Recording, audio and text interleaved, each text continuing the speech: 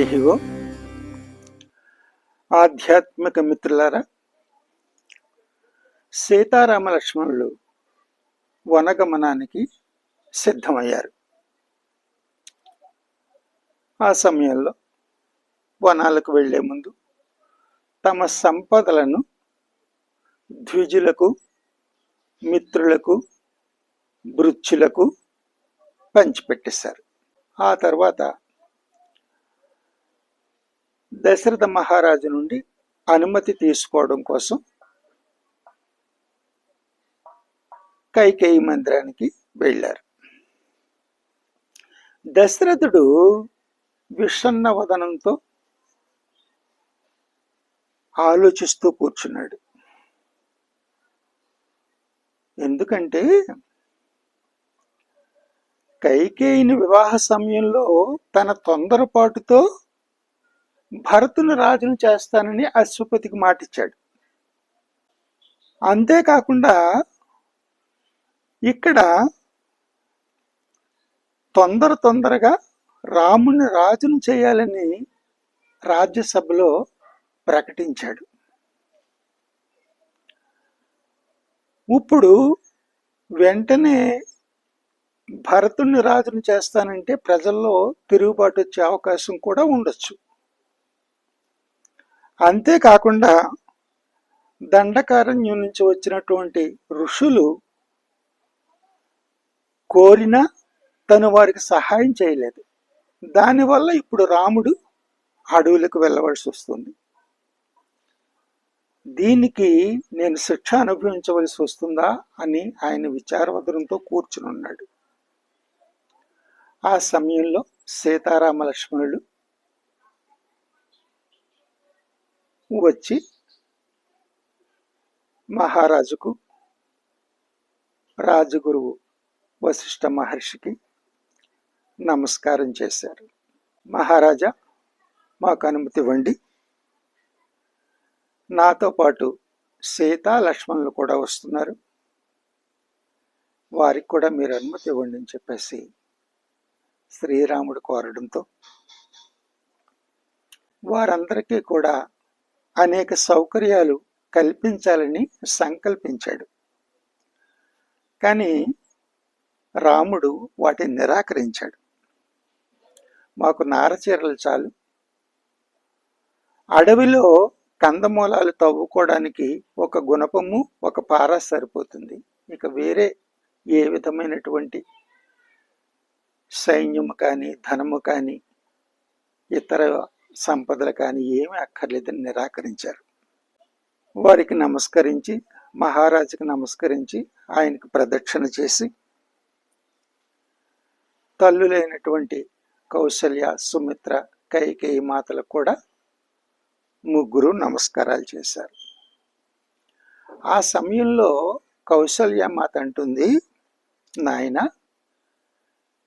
లేగదూడ బయటికి వెళ్ళిపోతుంటే ఆవు దాన్ని అనుసరించినట్లుగా నేను వచ్చేస్తాను అంటుంది కౌసల్యమాత. అప్పుడు రాముడు ఏమంటారంటే, అది మన వంశాచారం కాదమ్మా, స్త్రీ తన భర్తను త్యాగం చేయకూడదు అని చెప్పి రాముడు చెప్పడంతో అప్పుడు కౌసల్యమాత నిజమే నాయన అని చెప్తూ సీతతో ఇలా అంటుంది, సీత, ఉన్నతమైనటువంటి సంస్కారం గల స్త్రీలు భర్త ధనవంతుడా ధనహీనుడా అని చూడరు. నీవు నా కుమారుణ్ణి వెన్నంటి వెళ్ళడానికి సిద్ధపడ్డావు. అలాగే పరస్పరమైనటువంటి అనురాగంతో మీరు ఉండండి అడవిలో అని చెప్పేసేసి స్త్రీ ధర్మాలని వివరిస్తుంది. ఇక సుమిత్ర, లక్ష్మణ, అడవుల్లో నీకు పెద్దన్న తండ్రి వంటి వాడు, అతని తండ్రిలాగే సేవించు.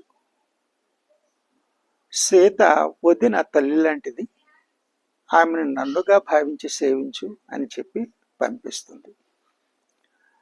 ఆ రకంగా వీళ్ళందరూ కూడా అందరి దగ్గర సెలవు తీసుకుని సీతారామ లక్ష్మణులు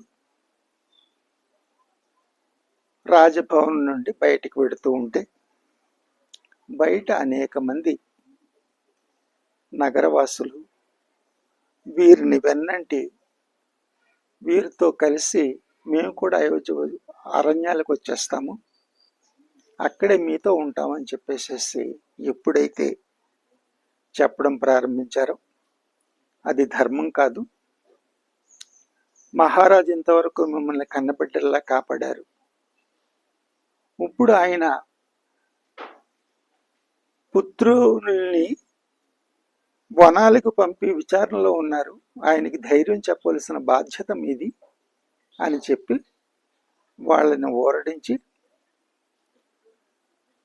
ముందుకి నడిచి పెడుతుంటే దశరథ మహారాజు సుమంత్రుణ్ణి రథం మీద వీరిని మన దేశ సరిహద్దుల వరకు దేబెట్టమని పంపిస్తే ఆ రథం మీద సీతారామ లక్ష్మణులు కూర్చుని వెళుతూ ఉంటే నగరంలో చాలామంది రామలక్ష్మణుల మాట విని అక్కడే ఆగిపోయారు.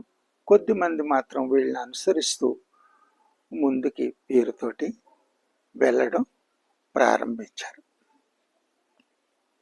అలా వెళుతూ వెళుతూ తమసా నది ప్రాంతంలోకి వచ్చిన తర్వాత అక్కడ విశ్రాంతి తీసుకున్నారు. కొద్దిమంది నగరవాసులు కూడా వీరు వెనకాలే వస్తూ అక్కడ వరకు వీళ్ళతో వచ్చి వాళ్ళు కూడా వీరితో పాటు విశ్రాంతి తీసుకుంటూ అక్కడ నిద్రించారు. ఆ రాత్రి అందరూ కూడా లక్ష్మణుడు, సుమంతుడు సీతారాములకు చెట్ల ఆకులతో పడక ఏర్పాటు చేస్తే దానిపై సీతారాములు విశ్రమించారు. నగరవాసులు లక్ష్మణ సుమంత్రులు వారికి రక్షణగా కొంత సమయం ఉంచి తర్వాత నగరవాసులు కూడా నిద్రించారు. మరురోజు ప్రాంతకాలాన్ని సీతారాముడు మేల్కొన్నారు. మేల్కొన్న వెంటనే నగరవాసులందరూ నిద్రిస్తూ ఉంటే సుమంత్రుణ్ణి లక్ష్మణుణ్ణి పిలిచి నగరవాసులకి మనం ఇబ్బంది కలిగించకూడదు, మనం బయటికి వెళ్ళిపోదాము అని చెప్పడంతో సుమంత్రుడు తమసా నదిని దాటించి తపోవనం వైపు ప్రయాణం సాగించారు. వీళ్ళు వెళుతూ ఉంటే మొట్టమొదటగా వేదశ్రుతి అనేటటువంటి నదిని దాటారు. ఆ తర్వాత కొంత దూరం ప్రయాణించి వెళుతున్న తర్వాత అగస్త్య మహర్షి ఆశ్రమానికి వెళ్ళేటటువంటి ఒక మార్గాన్ని దాటి ముందుకు వెళ్ళి గోమతీ నదిని కూడా దాటారు. ఆ తర్వాత లేళ్ళు, నెమళ్ళు, హంసలు ఉండేటటువంటి చందికా నదిని కూడా వీరు దాటడం జరిగింది. అలాగే దాటుతూ వెళుతూ వెళుతూ కొంత దూరం వెళ్ళిన తర్వాత ఇక కోశల దేశ రాజ్య సరిహద్దులకు వచ్చిన తర్వాత అప్పుడు సుమంత్రుడు సీతారామ లక్ష్మణులకు చెప్తాడు, రామ, ఇది ఇంతవరకు మన కోశల దేశం యొక్క రాజధాని, ఇక్కడి నుంచి నిషాదరాజుల యొక్క ప్రాంతము అని సూచన చేయగానే అప్పుడు వీళ్ళు ముగ్గురు కూడా రథం దిగి అక్కడ నేల ఆ భూమి మీద ఉన్నటువంటి ఆ మట్టిని తీసుకుని దాన్ని బొట్టుగా తిలకంలా ధరించి ఆ భూమికి సాష్టాంగా నమస్కారం చేసుకుని అయోధ్య వైపు తిరిగి నమస్కారం చేసి ముందుకు సాగుతారు. అలా ముందుకు వెళ్ళి కొంత దూరం ప్రయాణించిన తర్వాత గంగా నదీ తీరంలో ఆ రాత్రి విశ్రమించాలని నిర్ణయించుకుని అక్కడ విశ్రమిస్తారు.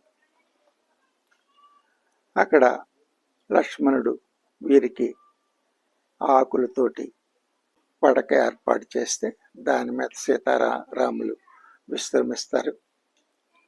సుమంతుడు, లక్ష్మణుడు అయోధ్యలో ఉండేటటువంటి విషయాల గురించి, మహారాజుని ఎలా రక్షించాలి, భరతుడికి ఎలా సహాయపడాలనే విషయాల గురించి ఆలోచించుకుంటూ ఆ రాత్రి గడిచిపోతుంది. హరి ఓం.